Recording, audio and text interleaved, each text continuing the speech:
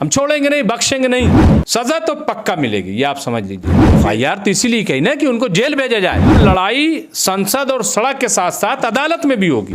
जो लोग मुसलमानों के खिलाफ बोल देंगे, जो लोग माहौल खराब करेंगे, उनका प्रमोशन कर दिया जाता है। बीजेपी की नेता नुपुर शर्मा ने एक लाइव डिबेट शो में मुसलमानों के प्रॉफिट मोहम्मद सल्लल्लाहु अलैहि वसल्लम की तौहीन की, जिसके बाद मामला काफ़ी गर्म हो गया और मुसलमान काफ़ी गुस्से में आ गए, जज्बातों को ठेस पहुंची, जगह जगह FIR दर्ज कराने का सिलसिला शुरू हो गया।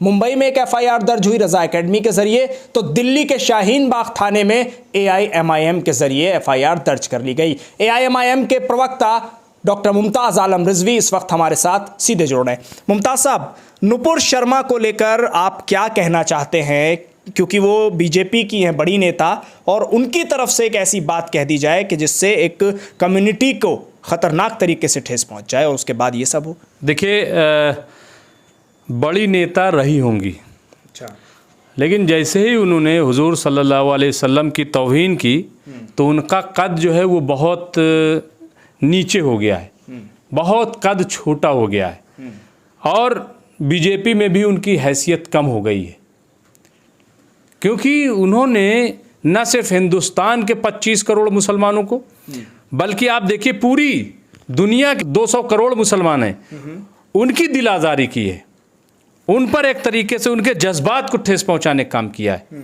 क्योंकि हुजूर और मैं तो इससे आगे की बात करता हूं कि उन्होंने पूरी इंसानियत को, क्योंकि हुजूर सल्लल्लाहु अलैहि वसल्लम की जब आप ज़िंदगी देखेंगे तो उनसे ज़्यादा अमन की बात करने वाला कोई मिलेगा नहीं। वो तो आए ही इसीलिए थे कि दुनिया में अमन फैले, मुसलमानों के तो है नहीं, वो तो सबके हैं। तो इसलिए नुपुर शर्मा ने जो हरकत की है वो हरकत काबिल मजम्मत भी है, और FIR हमने जो शाहीन बाग में दर्ज कराई, हमारे सदर दिल्ली के कलीमुल हफीज़ साहब और हमारा जो अभी लीगल सेल बना है उसकी मौजूदगी में हमने लीगल सेल बनाया, हमने कह दिया साफ साफ कि अब लड़ाई संसद और सड़क के साथ साथ अदालत में भी होगी। हम अदालत में चैलेंज करेंगे ऐसे मामलों को, हम छोड़ेंगे नहीं, बख्शेंगे नहीं। नुपुर शर्मा कह रही हैं कि सिर्फ देश से ही नहीं, विदेशों से भी जान से मारने की धमकियां दी जा रही है। नहीं, मैं वो जो लोग जान से मारने की धमकी दे रहे हैं, कोई कह रहा है बाहर से देंगे, ये तो देखिए ऐसा है, ये मैं उनकी बात नहीं कर रहा हूँ, कौन लोग कर रहे हैं, क्यों ऐसा कर रहे हैं, मैं उस पर नहीं जाता हूँ। विदेश और देश ये सब ऐसे लोगों नहीं, लेकिन हमारी मांग है, हमारी मांग है प्रधानमंत्री जी से, हमारी मांग है गृह मंत्री जी से कि आप कार्रवाई करें, आप प्रमोशन न करें।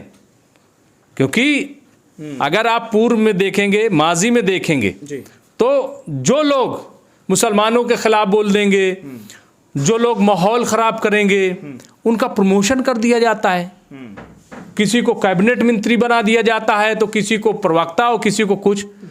तो अगर ऐसा करेगी सरकार या ऐसा करेगी बीजेपी, तो माफ़ कीजिएगा, इससे तो जाहिर है कि और गुस्सा बढ़ेगा, फिर माहौल ख़राब होगा और उसके ज़िम्मेदार सरकार होगी, क्योंकि हर चीज़ बर्दाश्त की जा सकती है, लेकिन हज़रत मोहम्मद सल्लल्लाहु अलैहि वसल्लम जिनसे हमारी अक़ीदतें हैं, मोहब्बतें हैं, तो इसलिए मैं समझता हूं कि उन्हें माफ़ी भी मांगनी चाहिए नुपुर शर्मा को।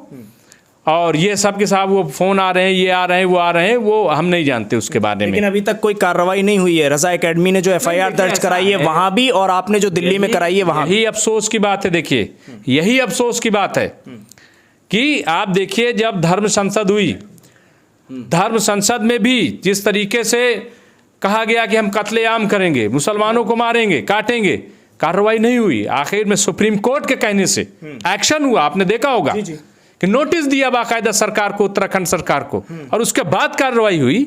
मैं समझता हूं कि देखिए, जो गलत है उसको सज़ा मिलेगी, सज़ा तो पक्का मिलेगी, ये आप समझ लीजिए। लेकिन आप यही मांग क्यों कर रहे हैं कि माफ़ी मांग लें तो बात खत्म हो जाएगी? जेल जाने की मांग क्यों? नहीं, हमने तो FIR 153A 295A इसमें तो जेल है। साहिल साहब, हमने FIR किस लिए की है? माफ़ी के लिए की है क्या? FIR तो इसीलिए कही ना कि उनको जेल भेजा जाए। और हमने कहा है प्रधानमंत्री जी से कि इन्हें बर्खास्त किया जाए, इनको हटाया जाए फौरन। हाँ, और दुनिया की नज़रों में तो वैसे ही गिर गई। क्योंकि आप देखिए, लेकिन कुछ नज़रें ऐसी भी हैं मुमताज़ आलम रिजवी साहब के जिसमें वो उठ गई। देखिए, ऐसा है कि मैं जाहिलों की, मैं बद्दुओं की, और मैं फ़िरका परस्तों की, हाँ, और आतंकवादियों की भी, मैं उनकी बात नहीं कर रहा हूँ। हमारा उनसे कोई रिश्ता नहीं है। हाँ, और ऐसे तो लोग हुजूर सल्लल्लाहु अलैहि वसल्लम के दौर में भी थे। हाँ, थे कि नहीं थे? कूड़ा भी फेंका गया हुजूर के ऊपर, लेकिन हुजूर का क्या था कि जब वो बीमार हुई बूढ़ी औरत तो उससे मिलने पहुंच गए, उसकी आदत करने पहुंच गए। तो हमारा किरदार ये है। हाँ, हमारा किरदार ये है। इसलिए हम कह रहे हैं कि पहचानो कि आप किसकी शान में आप गुस्ताखी कर रही हो, पहचानो उस शख्सियत को। हाँ, ऐसे नहीं होता है कि आप बगैर सोचे समझे कुछ भी बोल दें। हाँ, वो कोई आम लीडर थोड़ी है कि कुछ भी बोल दीजिए। वो समाजवादी पार्टी के लीडर हैं क्या? वो कांग्रेस के राहुल गांधी हैं क्या कि आप कुछ भी कह दीजिए? तो इसलिए उनके खिलाफ कार्रवाई हो। और आइंदा मैं तो कहता हूं कि जो भाजपा है और हमारे गृह मंत्री अमित शाह जी हैं, उनके अंडर में पुलिस आती है, फौरी तौर पर वो कार्रवाई कराएं। और आदरणीय जो हमारे प्रधानमंत्री हैं, अब लोग कहेंगे था वो का आपने नहीं हैं, क्योंकि वो संविधान, हम संविधान को मानने वाले हैं। वो संविधान की शपथ लेकर के हमारे प्रधानमंत्री बने। उनसे भी मैं कहूँगा कि कार्रवाई करें, उनको हटाएं और हिदायत करें, जैसे वो अक्सर सिखाते हैं अपने सांसदों को, अपने मंत्रियों को, अपने लीडरान को बुलाते हैं और उनको समझाते हैं, सिखाते हैं। उनको सिखाएं कि आप आसमान पे मत थूको वरना मुंह पर गिरेगा। लेकिन साध्वी प्रज्ञा को भी उन्होंने कहा था कि माफ़ नहीं करूँगा मैं, लेकिन फिर कर दिया, सब कुछ हुआ। तो क्या इससे क्यों आप उम्मीद लगा रहे हैं कि ऐसा हो जाएगा? ऐसा है कि कौन किसको माफ़ करता है नहीं करता हम नहीं जानते। हमारा जो काम है, हमने हुज्जत तमाम कर दी।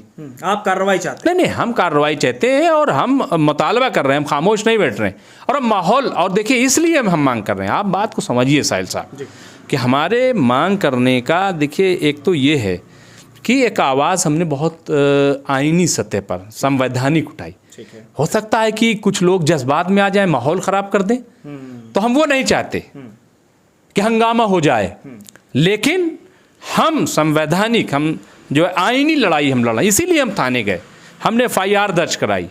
मुंबई में भी FIR दर्ज कराई गई। और तो इसलिए हमारी मांग है, और मांग इसीलिए है कि मुल्क का माहौल न ख़राब हो और ज़बान पर इनके लगाम लगे। लगाम नहीं लगेगी तो अंजाम अच्छा नहीं होगा, वो ये बात समझ लें। ठीक है, तो हंगामा भी किया जा सकता था, सड़कों पर भी उतरा जा सकता था, लेकिन AIMIM के प्रवक्ता का सीधे तौर पर कहना है कि हमने आईनी कानूनी रास्ता इख्तियार किया है, उसके ज़रिए चल रहे हैं। ज़बान पर लगाम लगानी बहुत ज़रूरी है, वरना आने वाले वक्त में देश को बड़े ख़तरे होंगे अगर इस तरह के लोग खुलेआम घूमते रहेंगे।